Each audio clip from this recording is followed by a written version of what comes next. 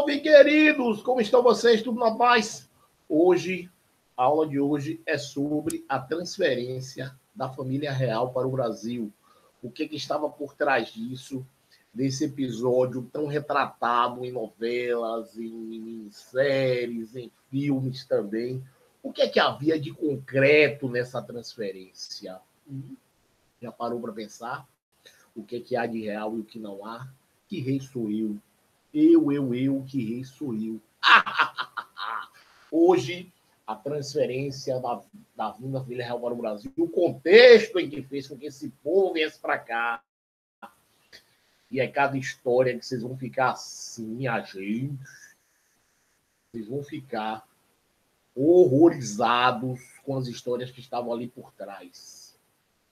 É um vídeo feito com muito carinho também. Espero que vocês gostem. Fechou? O seguinte, vamos lá. Vou botar isso aqui, porque senão bagunça o baba. Oxente, né? Aqui não. Menino. Aqui já. Pronto. Pegando do começo. Cadê a carniça? Geração de slides do começo. Faz um tempo que eu não faço isso de novo. E aí fica assim, todo bocoiô. Tudo bom, Coelho? Bom, seguinte. A vinda da família real para o Brasil. História que você nunca viu. Bem, no começo do século XVIII, a Europa estava agitada pelas guerras. Inglaterra e França disputavam a liderança do continente. Repare, sempre a Inglaterra e França tendo aquela picuinha das duas, né? Em 1806, Napoleão Bonaparte, imperador da França, decretou o chamado bloqueio continental, proibindo que qualquer país europeu comercializasse com a Inglaterra. Repare, a Inglaterra em 1789 vivia, a Inglaterra não, a França, perdão, vivia a sua Revolução Francesa, tentando destituir o poder do rei, deixou de ser um poder absolutista e passava a ser agora uma monarquia constitucional. Aliás, deixou de ser uma monarquia e passou o poder, deixou de ter poderes absolutos e começou a ter o poder mais limitado.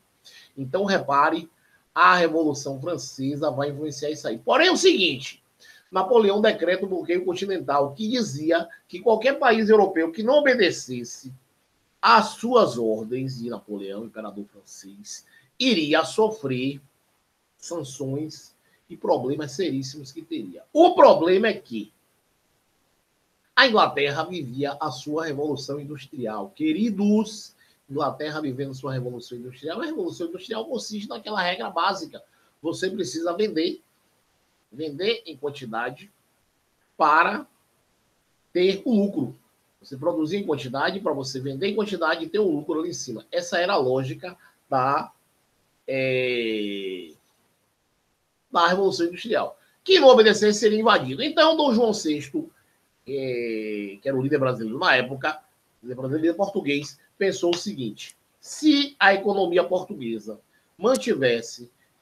parasse de manter relação com a Inglaterra, a economia quebrava. Por outro lado, se ele continuasse mantendo essa relação comercial, o que é que iria acontecer? Ele seria invadido. Ou seja, sabe aquela história? Se correr, o bicho pega, e se ficar, o bicho come. Foi exatamente assim que o nosso imperador se viu mediante essa situação. Bem, bloqueio continental, repare, a Inglaterra a França chegou e mandou fechar tudo. Olha, quem tiver relação aqui, Silas. Lembrando que anteriormente os franceses tentaram vencer os ingleses, que era a maior marinha do mundo na época, a maior marinha mercante do mundo, militar também da época.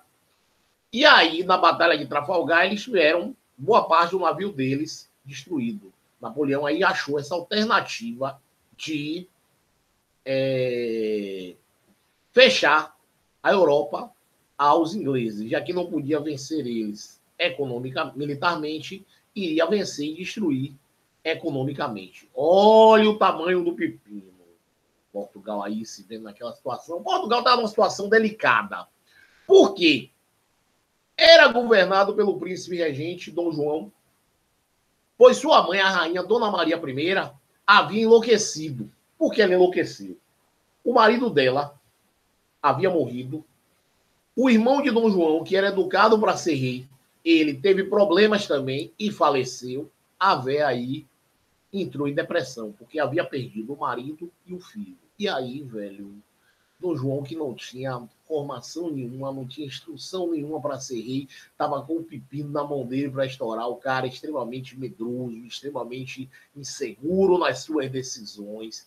E aí, ele não podia cumprir as ordens de Napoleão e aderir ao bloqueio continental, pois tinha uma longa relação comercial com a Inglaterra. Por outro lado, o governo português teria o exército francês. A alternativa encontrada pelo exército, por nosso querido Dom João, foi o seguinte, velho. A alternativa de Portugal foi aceitar o bloqueio, mas continuou comercializando, ó, por debaixo do pano, continuou comprando mas sem ninguém saber.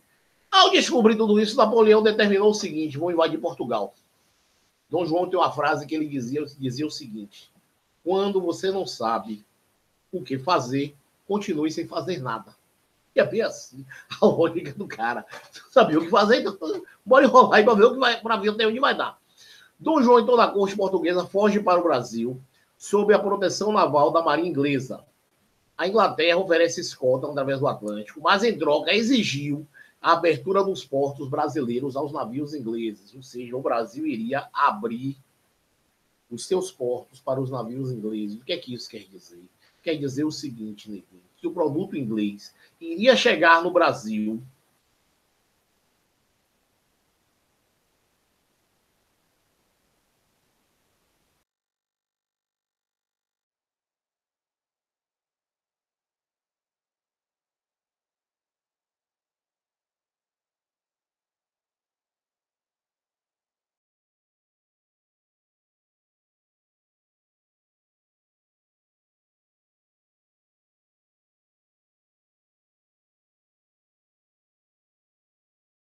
mais barato. A guerra à França. É decretar guerra à França. Sabe aquela coisa dos caras que quando chegam, você quer brigar com o cara mais forte, aí quando bota aquela pressão, fica segurando ele, me solte, me solte, me solte. Aí quando você solta, ele não faz nada. Pois é, Dom João fez mais ou menos a mesma coisa. Ele chegou no Brasil, decretou guerra à França e invadiu a Guiana Francesa. Napoleão deve ter morrido de medo do outro lado. Né? Eles não estão para brincar depois que atravessa tudo. Só que além dessa travessia, aqui temos a figura do nosso príncipe, de Dom João, coisa linda. Ele, olha aqui, essa coisa fofa que aqui está, e aqui a esposa dele, Carlota Joaquina. Carlota Joaquina. Interessante. A história deles é bem interessante. Vocês assistem um filme chamado A Princesa do Brasil, que está no YouTube disponível, que mostra um pouco dessa passagem, a esculhambação que foi. Bem, a corte portuguesa partiu às pressas de Lisboa sob as vaias do povo. Dom João é refujão. Todo mundo gritando e aquela confusão. Nisso era 29 de novembro de 1807. A comitiva tinha Dom João com sua mãe, Dona Maria I, a louca, a princesa Carlota Joaquina, as crianças, Dom Miguel, Dona Maria Teresa, Dona Maria Isabel, Dona Maria Assunção, Dona Ana de Jesus Maria e Dom Pedro I. Isso eram só os filhos deles que vieram. São os 6 filhos que vieram na comitiva. E aproximadamente 15 a 20 mil pessoas, dentre nobres, militares, religiosos, funcionários da coroa, trazendo tudo que era possível carregar. Móveis, objetos de arte, joias, louças, livros, arquivos e todo o tesouro real imperial. Você tem noção do que é isso, filho?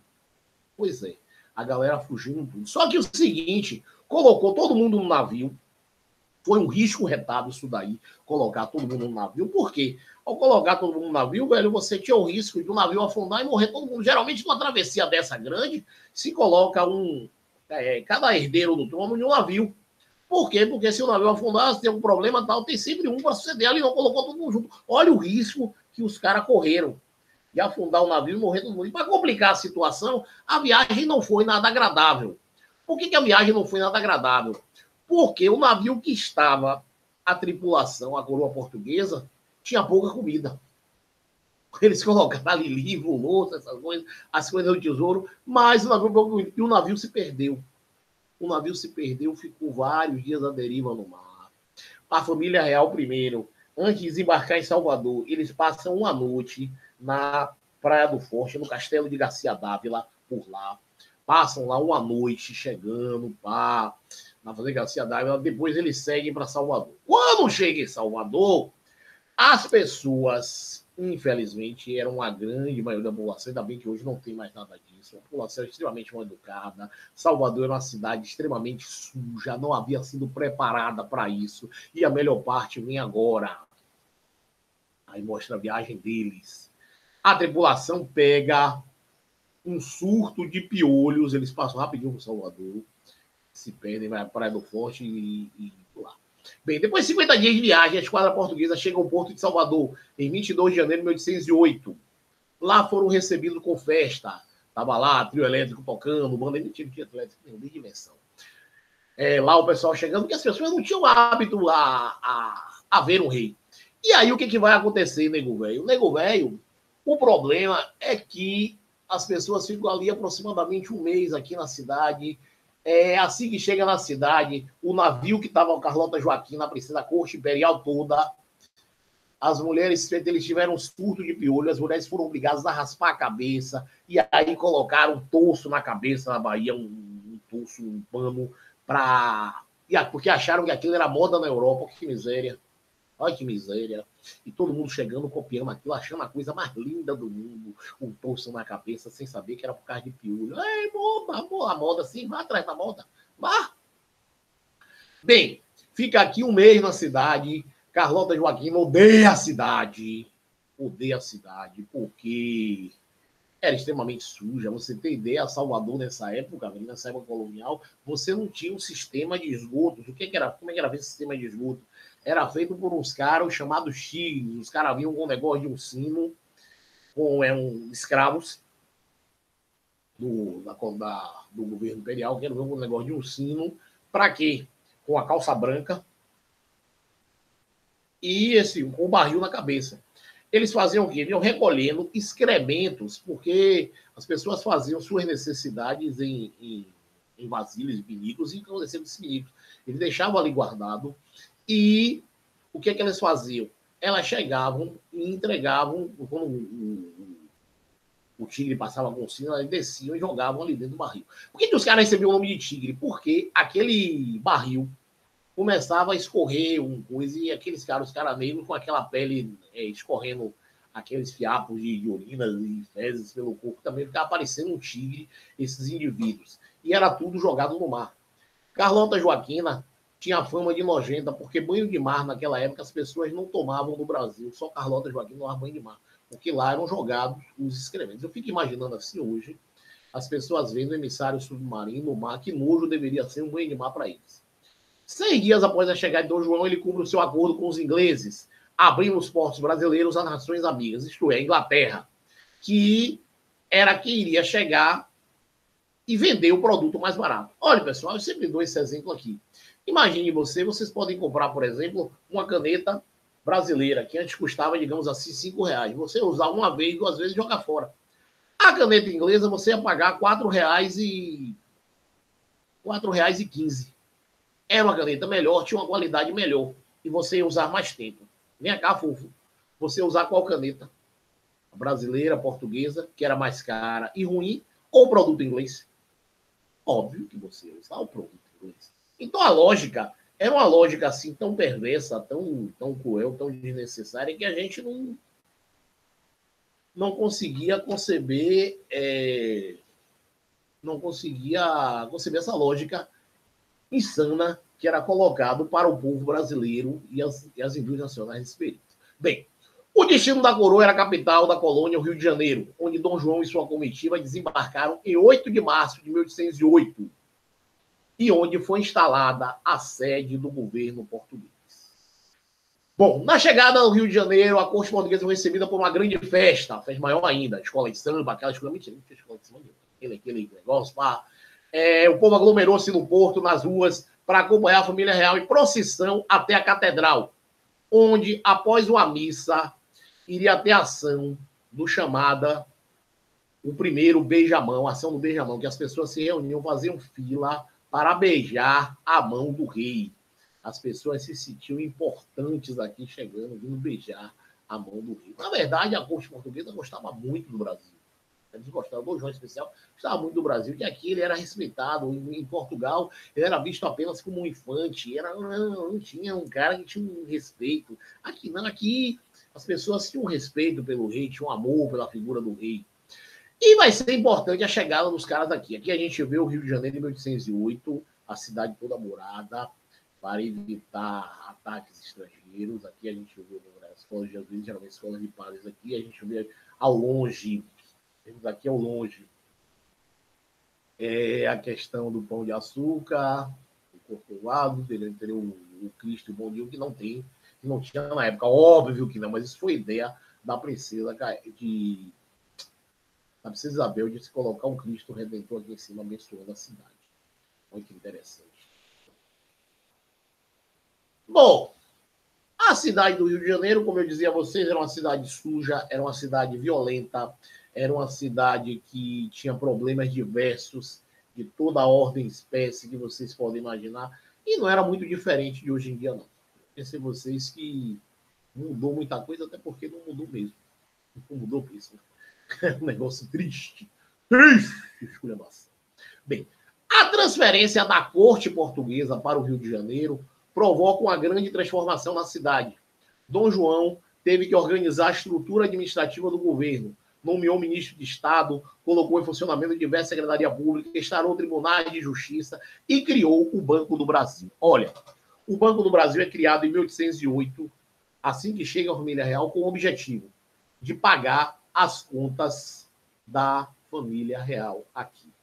Só para vocês terem ideia, os funcionários do Banco do Brasil chegavam a ficar 9 meses sem ter 1 centavo de salário.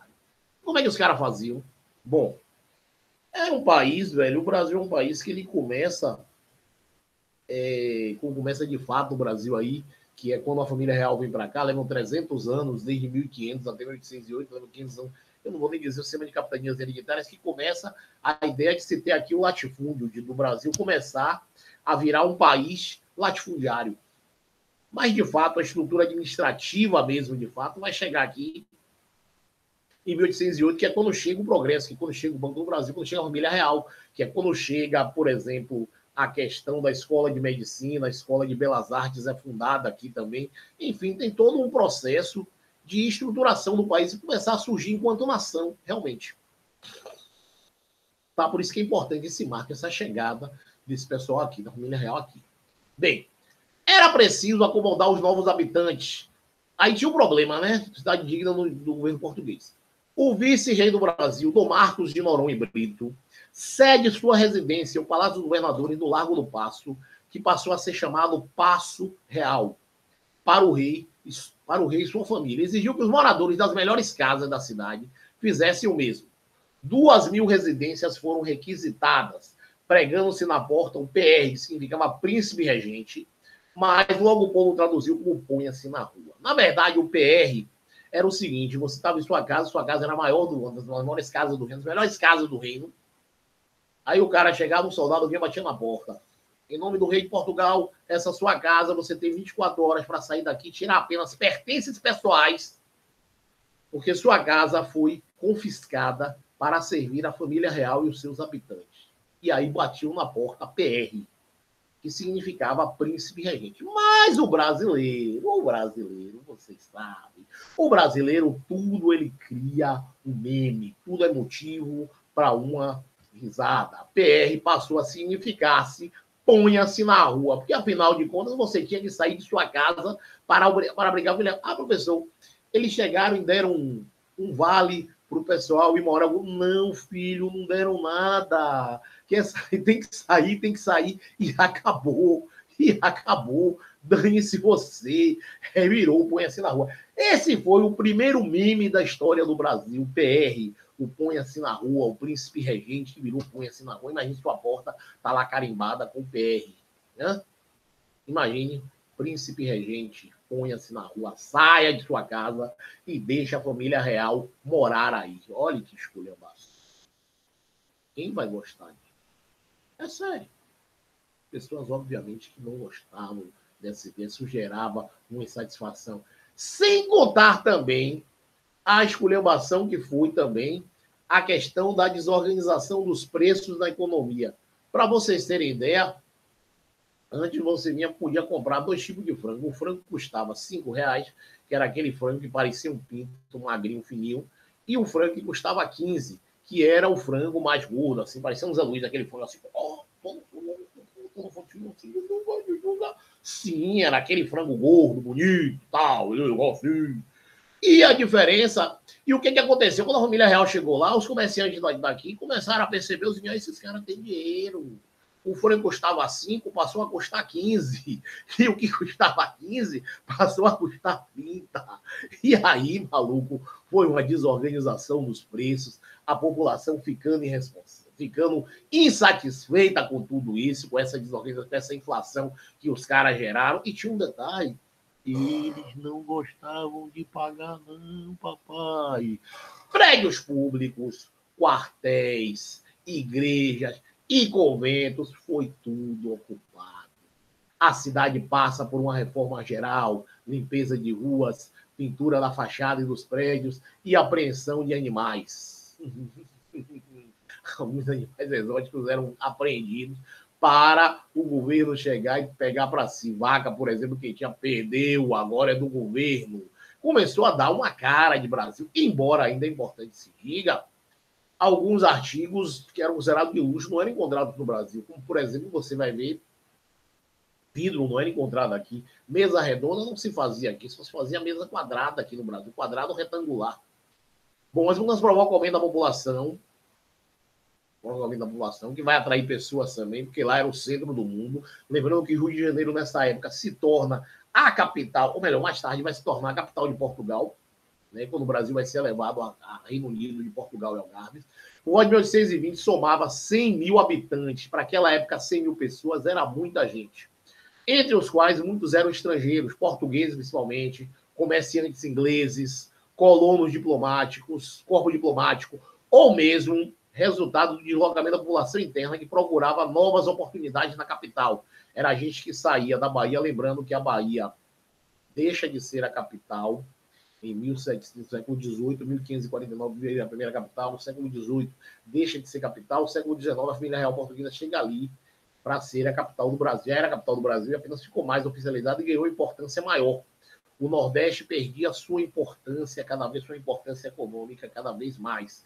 E as pessoas migravam para o Rio de Janeiro em busca de novas oportunidades de trabalho. Ou seja, tanto o Rio de Janeiro como São Paulo, a história de ser polo atrativo de pessoas e receber pessoas, que vocês podem ver com o professor de geografia de vocês, é algo que não vem de agora, é algo que vem desde a nossa formação. Por isso que é importante você estudar o Império, você estudar o Brasil a fundo, que você começa a compreender muitas relações que existiam aí.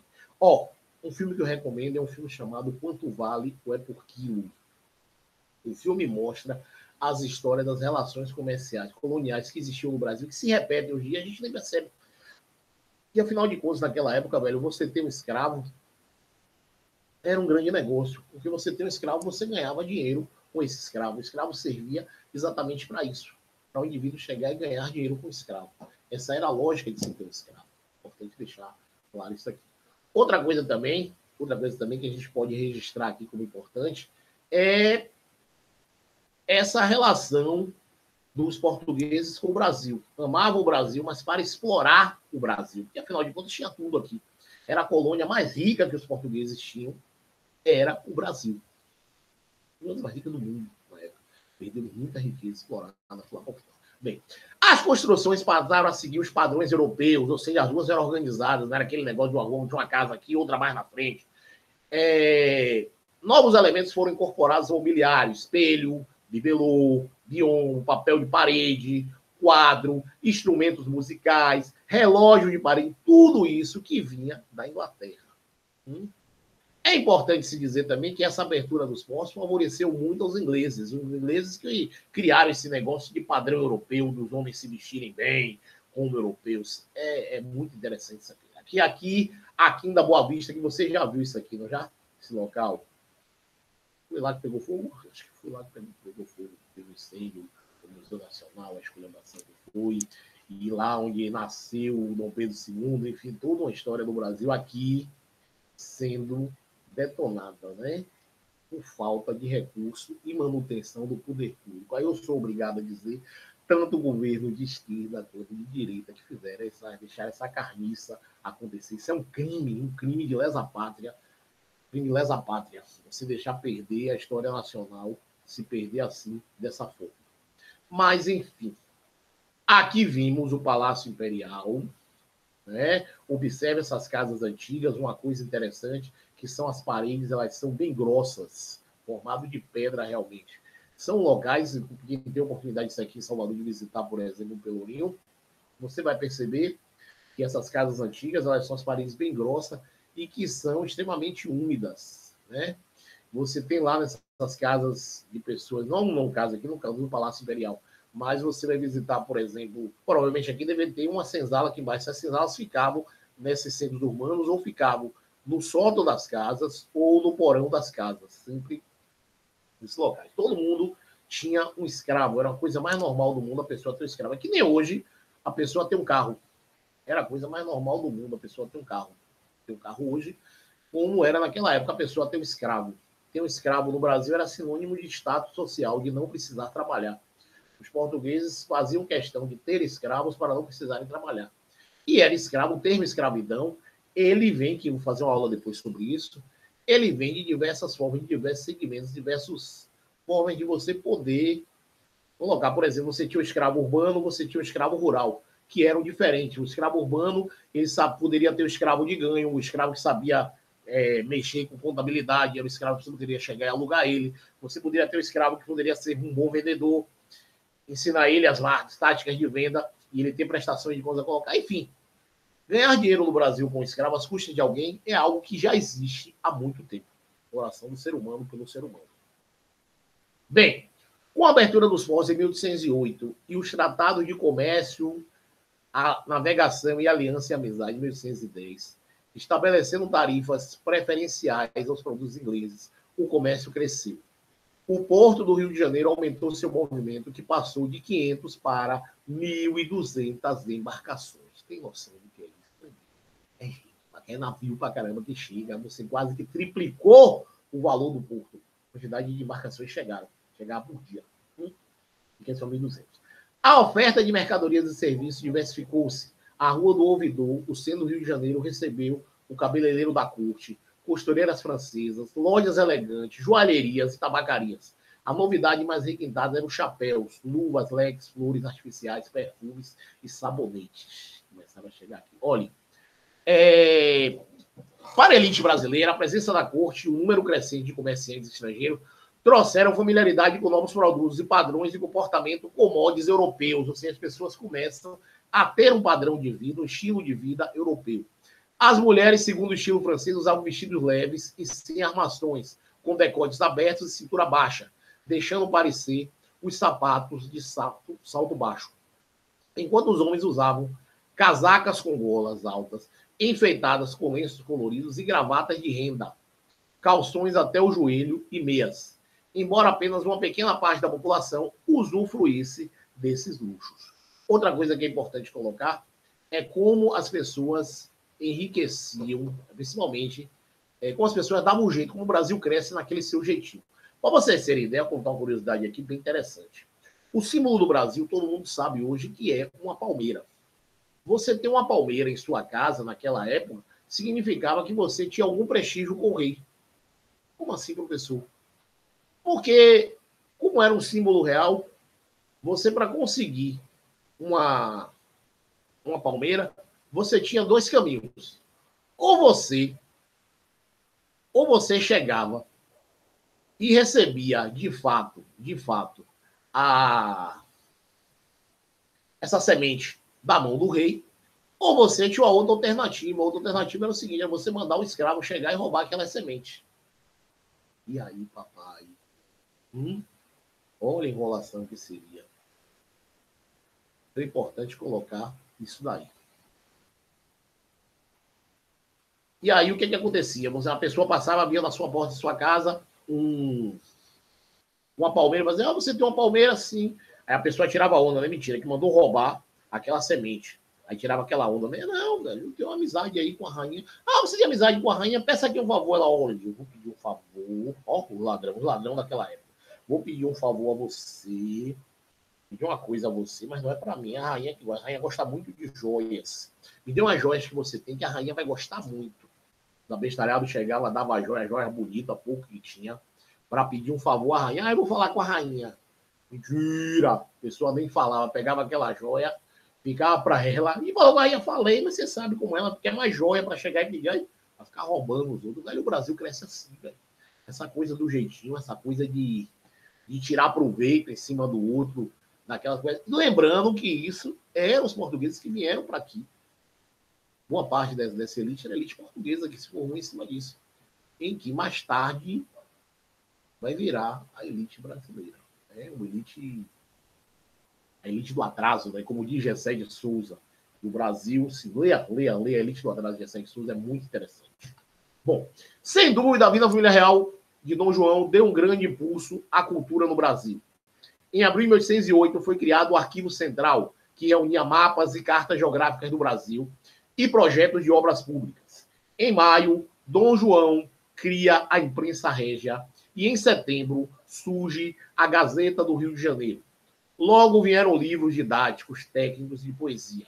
Em janeiro de 1810 foi aberta a Biblioteca Real com 60 mil volumes trazidos de Lisboa. É importante dizer o seguinte, o Brasil nessa época era um país atrasado, você tinha 95% da população analfabeta, você tinha boa parte aí índios e escravos também. Boa parte das pessoas era um país agrário, em que as pessoas normalmente sabiam ler e escrever. Enfim, o negócio era muito triste por aqui. Bom, aqui a casa, a fachada do Teatro São João. Aqui ao lado, a Quinta da Boa Vista, que local chique. Vai lembrar, sabe o que em Salvador? O passeio público que tem ali no Campo Grande. A Biblioteca Nacional, a Casa França Brasil, olha que lindo, chiquérrimo. Aqui o Jardim Botânico, local que Dom João adorava. Cria-se a Escola de Cirurgia, a Academia da Marinha criada também. Outra coisa que é importante que se diga que é criada nessa época também, é criada o Observatório Astronômico, é criado o Jardim Botânico, um laboratório de química é criado no Brasil também. Enfim, 1818. Repare, todos esses avanços vieram com a vinda da família real. Senão a gente estaria perdido. Tem males até que vir para bem, né? Os caras terem vindo para cá para trazer desenvolvimento ao país que até então estava 300 anos esquecido. Aqui, o Jardim Botânico, no Rio de Janeiro. Aqui são as palmeiras imperiais de Dom Pedro. Dom João adorava passear por aqui. Vai passeando. Aqui a árvore símbolo do Brasil, que é a palmeira. Você conseguir, tinha que mandar o escravo subir aqui para conseguir essa semente, ou que o rei lhe desse, que era difícil de acontecer. Em 1813 é inaugurado o Teatro São João, que é o atual Teatro São Caetano, no Rio de Janeiro. Em 1816, a missão francesa, por um cara chamado Debré, ele chega ao Brasil, que eram pintores, escritores, contratados por Dom João, arquitetos e artesãos, chegam ao Rio de Janeiro para criar a Academia Escola de Belas Artes e também para retratar o Brasil. Se hoje nós temos essa imagem do Brasil, do dia a dia do Brasil, na época do período joanino, agradeça esse povo que na época não tinha foto. Com a ideia de Dom João retratar o Brasil aí. Então, assim, as pessoas quando falam de Dom João, como assim, o indivíduo principal, ele trouxe muito desenvolvimento para cá também. Precisa olhar o outro lado. Aquele é a preguiça. Agora é importante se diga, ele saiu de lá fugido e vai sair daqui do Brasil fugido também, rei fujão. Mas tinha qualidades dele, como todo ser humano tem também. Bom, academia de desenho, de pintura, arte e arquitetura civil. Agora não era mais preciso você mandar seus filhos para a Europa. Lembrando que a educação no Brasil ganha um grande avanço aí também. Mas pouco significativo, sim, mas muito significativo para a época. Foi um grande passo que foi dado. Lembrando que a escola de educação no Brasil começa com os jesuítas, começando na catequese. E até então não se tinha preocupação nenhuma. A presença de artistas estrangeiros, botânicos, zoólogos, médicos, etnólogos, geógrafos e muitos outros que fizeram viagens e expedições regulares ao Brasil. trouxe informações sobre o que acontecia pelo mundo e também tornou este país conhecido por meio de livros, artigos em jornais e revistas que aqueles profissionais publicavam. Foi uma mudança profunda, mas que não alterou o costume da grande maioria da população carioca, composta de escravos, trabalhadores e assalariados. Ou seja, as mudanças aconteceram, sim. As mudanças aconteceram. Mas o fato dessas mudanças terem acontecido, quer dizer que foram tão profundas assim. Para muita gente, continuou com os mesmos hábitos. Quem tinha hábito ruim, continuou com hábito ruim. Em 1118, com a morte da rainha Dona Maria I, Dom João foi proclamado e coroado Dom João VI, rei de Portugal e do Brasil. A aclamação de Dom João aconteceu nos salões do Teatro de São João. Com a vitória das nações europeias contra Napoleão em 1815, fica decidido que os reis e países invadidos pela França deveriam voltar a ocupar seus tronos. Dom João e sua corte não queriam retornar ao empobrecido Portugal. Quem queria voltar para lá? Em 1815, vai ter uma revolta de Portugal em 1820, exigindo a volta da família real para o Brasil, e vai ser toda a confusão. O português não aceitava essa questão da categoria, que o Brasil tivesse sido elevado à categoria de Reino Unido de Portugal e Algarve, ou seja, estava próximo, estava igual, pau a pau. O Brasil deixava de ser colônia de Portugal e adquiria uma autonomia administrativa. Claro que os portugueses não gostaram, não aceitaram ter um rei aqui. Nessa época, o Rio de Janeiro passa a ser a única capital, se eu não me engano, até hoje assim, a única capital europeia que é fora do continente europeu. Se não me engano, tem Istambul, né? Tem a Turquia, tem Istambul, que fica a capital, fica na... Porque a capital fica na Ásia. Mas fora do continente europeu, acho que foi somente o Rio de Janeiro. Rio de Janeiro passa a ser capital de Portugal também. Olha que interessante. E o Brasil começava a dar passos diferenciados, né? Um passo muito elevado para frente que se elevou, vamos dizer, vamos reconhecer isso também, com a ajuda deles também. Trouxeram muito progresso para aqui, e que eles queriam que a gente retrocedesse. Que o Brasil retrocedesse. Aí é uma outra história, a história da independência, que vai resultar mais tarde. Mais tarde eu conto isso. Bom, em 1820, houve em Portugal a Revolução Liberal do Porto, terminando com o absolutismo e iniciando a monarquia constitucional. Dom João deixava de ser monarca absoluto e passava a seguir a Constituição do Rei. Dessa forma, a Assembleia Portuguesa exigia o retorno do monarca. O novo governo português desejava recolonizar o Brasil, retirando sua autonomia econômica. Aí, papai, em 26 de abril de 1821, ou seja, começaram a tesar, tirar tudo. O Brasil não gostava. Isso aí, em 1821, Dom João, cedendo às pressões, volta a Portugal, deixando seu filho Dom Pedro como príncipe regente do Brasil. Dizem que houve um diálogo entre os dois. Dom João chama Pedro e fala o seguinte: Pedro, a independência é algo que está para acontecer, quer queiram, quer não, porque afinal de contas o Brasil tinha adquirido o estágio mais avançado, a população não aceitava mais retroceder, voltar a ser colônia. Então ele chama Pedro e dá a ideia: velho, é melhor você ficar aqui, você que é meu filho, que vai me obedecer, do que ver outro maluco aí e tome esse país aqui a fundo. E outra, Pedro era muito querido entre os brasileiros, apesar de não ser brasileiro, mas ele era muito querido entre os brasileiros. Dom Pedro tinha lá a forma dele, era um cara mulherengo, se envolvia com todo tipo de mulher, era o rodo da época, se envolvia com todo mundo e tal, mas era muito querido, ele era autoritário demais, diga-se de passagem, sim, uma figura extremamente autoritária, extremamente, como é que eu falo, também difícil de lidar por esse caráter autoritário dele, mas amado pelos brasileiros. Apesar dos pesares. Aí a figura dele, do Pedro I, inspirada lá. Bom, e valeu, galera. Tchau, tchau. Brigadão. Muito obrigado mesmo a vocês pela aula de hoje. Como eu sempre digo, fazer aula não é um negócio fácil. Você tem a impressão de que sua privacidade está sendo invadida, e valeu mesmo. Valeu. E que Ave Maria. Valeu, brigadão, obrigado e tchau.